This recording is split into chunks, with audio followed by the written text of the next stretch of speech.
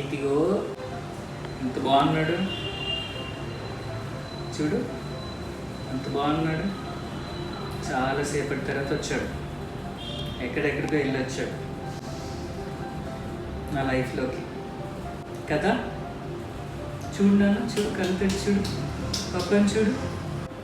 ఎంతసేపు అయింది నాన్న నువ్వు వచ్చి? చాలా రోజులు అయిందా? 9 months అయిపోయింది కదా.